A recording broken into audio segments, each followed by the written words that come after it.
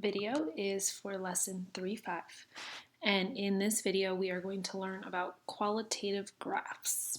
So we're going to start off with a little vocabulary, and this does align to your note sheet, so if you do not have this written, please pause the video and copy what you need. So a qualitative graph represents the relationship between quantities without numbers. Within your qualitative graph, you have intervals. Intervals are just a period of time between two events or points in time. And we're comparing variables, so that whatever the x-axis label and the y-axis label, such as distance and time, those are your variables. That's what you're comparing between. When we look at our qualitative graph, we're looking for some type of a relationship. We could say it's an increasing relationship, which indicates that there's a positive slope, and that's when both variables are increasing.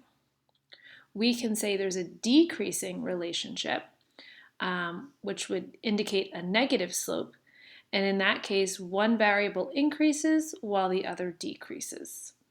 Or we could say that there's a constant relationship, and that is when there is a slope of 0, and your graph will appear as a horizontal line. And that forms when one variable increases while the other stays the same. We can also identify our relationship as either linear or nonlinear, and you guys have heard these terms before, but just a quick reminder, if the relationship is linear, the change in data forms a straight line, and if it's nonlinear, then the change in data does not form a straight line. So here's our first example. An express train reaches its travel speed of 150 miles per hour a short time after leaving the station and travels at this speed for an extended period of time. Draw a qualitative graph of the distance the train travels over time. So notice that final sentence. It gives us our two variables. We're asked to draw the graph of the distance they travel over time.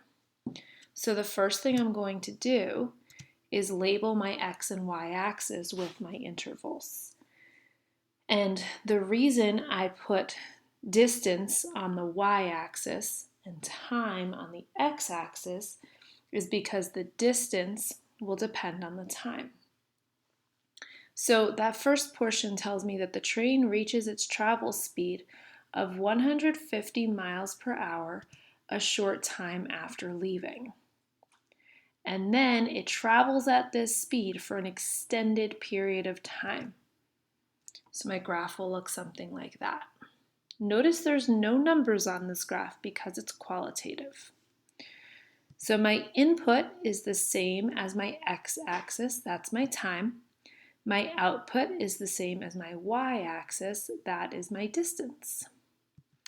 And my relationship is a positive relationship. As time increases, distance also increases.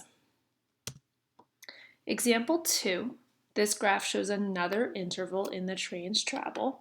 Complete the statements below. As the time blank, the speed of the train blank. So as I move along the x-axis, I see that my line is coming down. So as time increases, the speed of the train decreases. Looking at this, I notice that my line moves down from left to right, which means it has a negative slope. So therefore, I could describe this function as decreasing. Example 3, we're given a qualitative graph, and each interval of the graph is numbered. We're going to take each interval and identify it as either increasing, decreasing, or constant. So interval 1 is this line right here that I see as moving up from left to right. I'm going to identify that as increasing. Interval 2 is my 0 slope. It's a horizontal line, so that is constant. Interval 3 is moving up from left to right, so that is increasing. Interval 4, again, has a 0 slope. It's horizontal, so that's constant. And then interval 5 is this line moving down from left to right. That would be decreasing. And our final example is similar. So the graph of a function is shown. We have to identify and describe each interval as increasing or decreasing, and then we also have to identify it as linear or nonlinear. I'd like you to notice in the previous problem, the intervals were numbered for us, so it was really easy to identify them. In this case, they're not numbered, so I'm going to identify them by their location. So this first line here is interval 1, and it runs between x at -9 and at -4. So I'm going to identify it with those markers. I notice that it's moving down from left to right, so it's decreasing, and it is a curved line, so it's nonlinear.